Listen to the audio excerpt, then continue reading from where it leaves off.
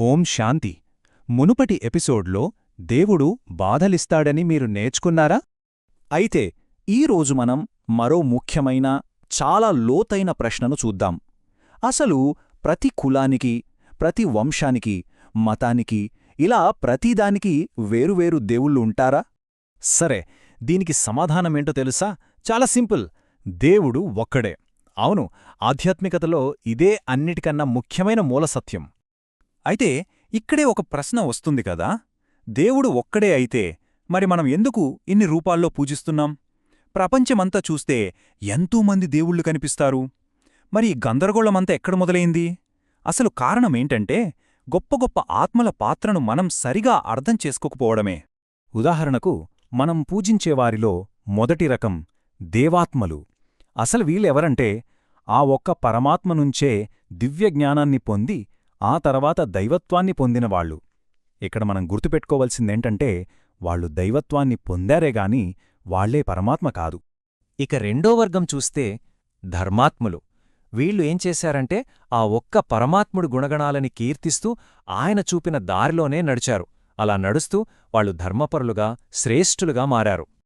అలాగే మూడో వర్గం వాళ్లు మహాత్ములు.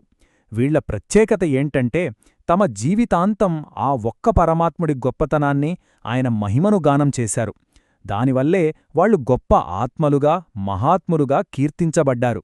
ఇక్కడే అసలు విషయముంది. జాగ్రత్తగా గమనించండి. ఈ దేవాత్మలు, ధర్మాత్మలు, మహాత్ములు వీళ్లందరూ ఎవరో తెలుసా? వాళ్లు మనకు దారి చూపించినవాళ్లు, మార్గదర్శకులన్నమాట. వాళ్లు మనకు పరమాత్మ అనే అసలైన గమ్యానికి దారి చూపించారు. కానీ ఇక్కడే మనుషులు ఒక పెద్ద పొరపాటు చేసేశారు. దారి చూపించిన వాళ్లనే గమ్యమనుకున్నారు. గైడ్నే డెస్టినేషన్ అనుకుని వాళ్లనే పూజించడం మొదలుపెట్టారు. ఆ పొరపాటు వల్లే బహుదేవతారాధన మొదలైంది. అంటే చాలామంది దేవుళ్లను పూజించే పద్ధతి. చూడండి, ఆ ఒక్క పరమాత్ముణ్ణి పూజించడానికి బదులుగా ఆయన వైపు దారి చూపించిన ఈ గొప్ప ఆత్మలందర్నీ పూజించడం మొదలుపెట్టారు. అలా ఒక్కరి స్థానంలో అనేకులు వచ్చారు. సరే, ఇన్ని రూపాలు, ఇన్ని పేర్లు, ఇంత గందరగోళమున్నా వీటన్నింటి వెనక ఉన్న ఒకే ఒక్క సత్యమేంటో తెలుసా? దేవుడు ఒక్కడే. ఆయనకున్నవి కేవలం రకరకాల పేర్లు మాత్రమే. ఉదాహరణకి చూడండి, కొందరు ఆయన్ని ఎంతో భక్తితో అల్లాహ్ అని పిలుచుకుంటారు. ఇంకొందరు ఆయన్నే ఈశ్వరుడు అంటారు. మరికొందరి నమ్మకం ప్రకారం ఆయన గాడ్ ఓంకార. అలాగే ఇంకొందరు ఆయన్ని యెహోవా అని కీర్తిస్తారు. చూసారుగా, అల్లా, ఈశ్వరుడు, గాడ్, ఓంకార, యెహోవా ఇలా పేర్లు వేరైనా అందరూ పిలిచేది ఆ ఒక్కరనే.